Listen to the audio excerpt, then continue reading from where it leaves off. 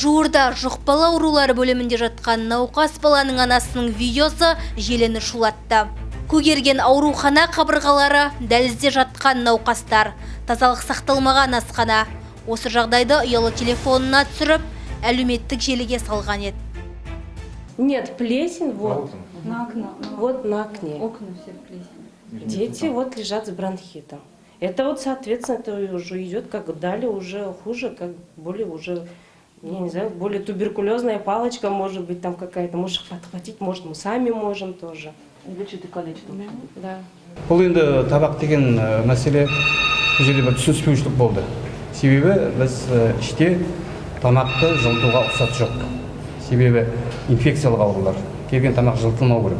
Бұл енді ата-ананың бана өзінің біріншіден білмей бана кастрюль деген, екінші ата-ананың бана жылытып алдында сол кастрюльді пайдалану. Ол кастрюль негізі баланың сүтін жылытуға берілген кастрюль. Сол себептен қазір біз іште ата-аналармен түсіндіру жұмысын жүргізіп жатырмыз.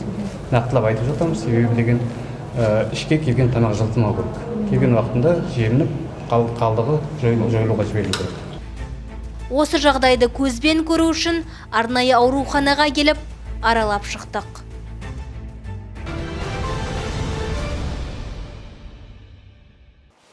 Құрметті көрермен, біз қазір Маңғыстау облыстық көпбейінді балалар ауруханасының жұқпалы аурулар бөлімшесінде тұрмыз. Бұнда өңірдің 5 ауданы мен Ақтау және Жаңаөзен қалаларынан келген балалар ем алып жатыр. 60 балаға шақталған ғимаратта қазіргі уақытта 95 бала емделуге мәжбүр. Бұның себебі неде? Басшыдан білейік.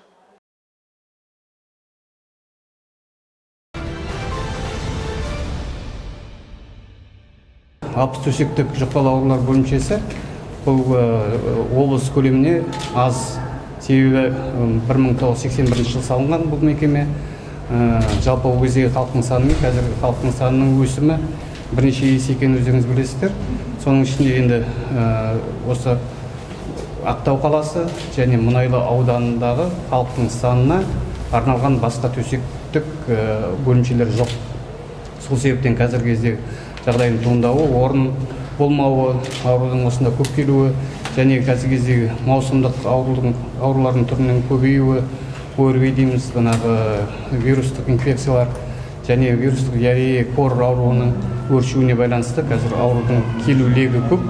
Енді кейбір жағдайда кезең-кезеңмен көп түсіп қалғанда орын болмай коридорға жатқызған кезеңдерде бар. Ол себебі ауруды біз кейін қарай жібере алмаймыз, ем көрсетуіміз керек. Сол себептен сондай жағдайдың орын алғаны. Қазір соған біз осы жетпеген койкінің орнын толтырып, сол бағанағы айтып отырмын, 60 койкеден жоғары болғасын, осы койкені санын жеткіздіріп жатырмыз. Қазіргі кезде қолымыздан келіп жатқан көмегі сол. Біз деген өте ауыр жағдайда түстік. Осында түскенімізге 2 күн болды. Менің балам іші өтіп құсты. Осындағы врачтарға үлкен рахмет айтамын. Осылар қарап, соның арқасында қазір денсаулығы бір қалыпты. Енді ремонт жағын кішкене реттеу керек, әрине. Условиясы ондай қатты жақсы емес. Врачтарға, медсестраға қояды талап ешқандай жоқ. Ремонт керек деп, бәрі ескі құтқа бәрі заттар өшеді. Ескі бәрі. Қазіргі уақытта вирусты жұқпа қызылша ауруының таралуы көбейгендіктен палатаның бірнеше есіктері осылайша тарс жабық. Себебі емделушілер бір аурудан сауығып, екінші ауруды жұқтырып алмау үшін осылай жасауға тура келіп тұр дейді мамандар.